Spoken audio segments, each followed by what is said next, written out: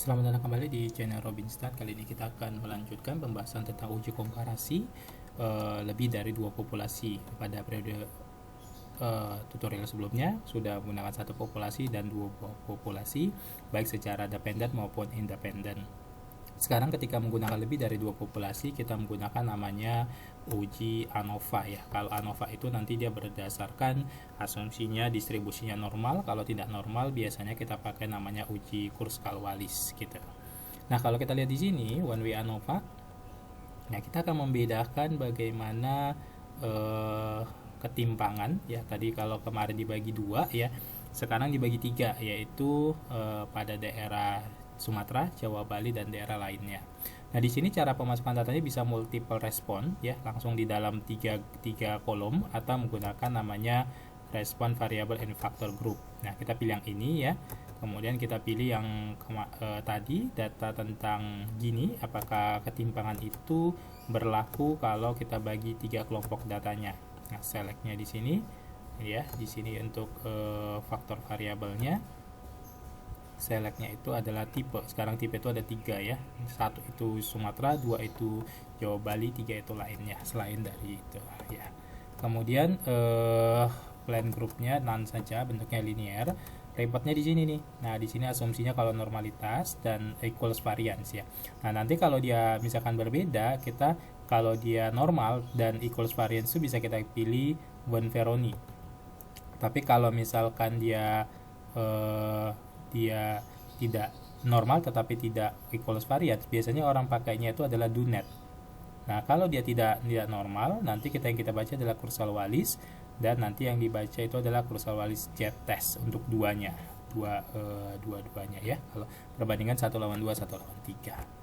Ya, kemudian untuk ini kita run saja, kita cek nanti normalitasnya dulu pertama. Nah, kalau kita lihat di sini, pertama adalah terkait dengan uji normality test. Nah, datanya di sini apakah reject null? Tidak ya, semuanya normal ya.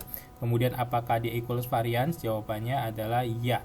Nah, dengan Brown, Levin, dan Conover ya. Jadi bisa kita katakan bahwa variance-nya sama. Maka kita baca si uji ANOVA table-nya.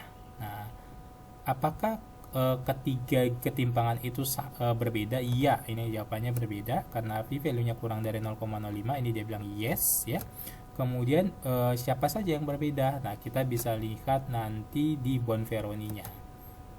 Nah, di sini Bonferroni-nya, kalau kita lihat di Bonferroni-nya.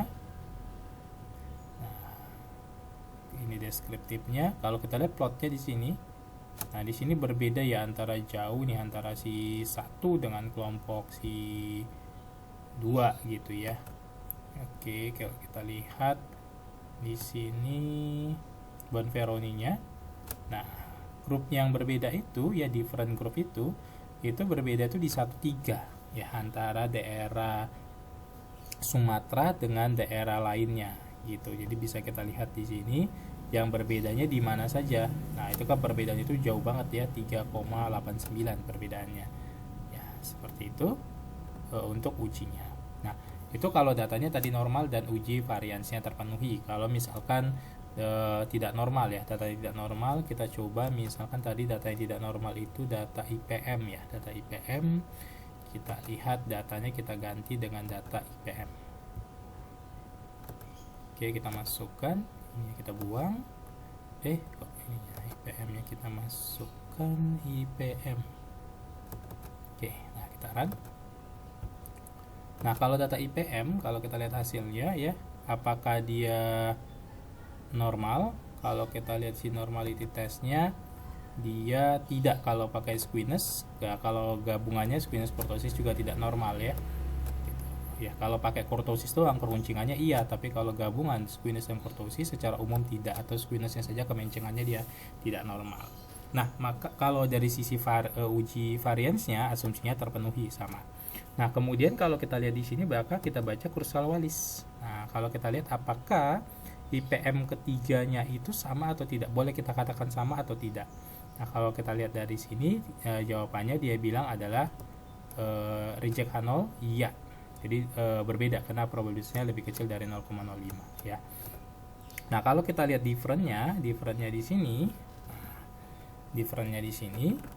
kalau kita lihat untuk multiple-nya, kita lihat di sini alfanya, DF-nya, MSE critical value-nya 2,5 ya.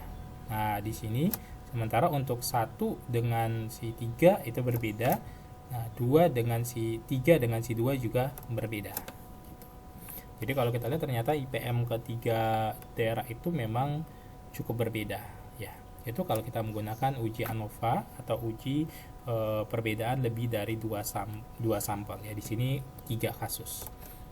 Nah, biasanya ANOVA itu kalau ditambah dengan variabel kovariat ada lagi X-nya gitu ya. Tadi misalkan gini rasio, apakah dia dipengaruhi juga selain dari tiga daerah tadi, dipengaruhi juga oleh misalkan IPM-nya itu menjadi namanya ANOVA,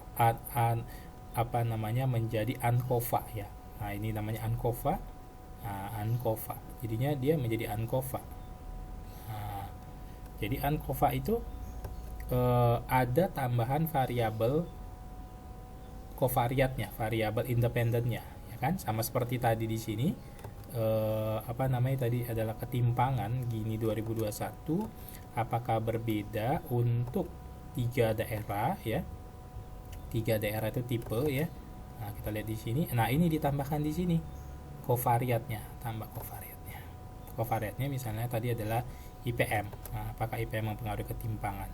Kemudian di sini patokannya siapa, reference groupnya, first atau second atau third atau berikutnya ya, atau terserah ya. Mau misalkan ada 10, mau misalkan grup ininya 10 gitu ya, grup ke 10 gitu. Ini kan cuma 3 grup ya. Yang patokannya adalah misalkan grup ketiga daerah timur misalnya. Nah, kemudian di sini reportnya sama juga seperti tadi ya. Nah, di sini ada desa ANOVA table, kemudian koefisien t-test. Nah, sama saja, cuman di sini ditambahkan efek kovariat. Nah, efek kovariat. Nah, di sini kalau kita lihat di sini analisis of variance-nya, ternyata apakah dia berbeda terhadap total ya, model itu signifikan. Tapi kalau dilihat hanya IPM-nya saja, dia nggak signifikan ya. Ada tipenya juga setelah digabung menjadi tidak. Apakah interaksinya signifikan juga tidak berpengaruh, seperti itu ya. Kemudian kalau kita misalkan membandingkan tadi satu variabelnya ya, miskin dibagi dengan 3 daerah. Sekarang yang mau kita bandingkan adalah variabelnya yang banyak dan tipenya yang banyak, itu namanya MANCOVA. Jadi kita bisa ANOVA ini kita lari ke MANCOVA. Nah, MANCOVA ini digunakan untuk variabel y-nya lebih dari 1, dan variabel independennya atau faktornya itu lebih dari 2 ya. Jadi variabel yang mau kita teliti apakah tingkat kemiskinan, tingkat Gini, kemudian tingkat IPM. Nah, ketiga daerah itu, kalau tadi kan cuma satu-satu nih, ketiga daerah itu tipe. Oke, kita lihat di sini. Kemudian reportnya ya MANOVA. Nanti MANOVA itu dibagi-bagi menjadi ANOVA ya. Itu kan MANOVA itu adalah multivariat ANOVA. Ya, kemudian uji hoteling ya, uji T-nya yang mana yang berbeda. Kalau tadi uji namanya POSOK, di sini namanya hoteling ya. T hoteling. Tinggal oke kan saja. Nah, di sini kalau kita lihat apakah dari ketiga itu ya, dari ketiga itu ada yang berbeda? Jawabannya iya, di antara ketiga variabel itu. Yang mana yang berbeda? Berarti kita masuk ke ANOVA. ANOVA 11, ANOVA miliknya si ANOVA milik si miskin, ANOVA milik si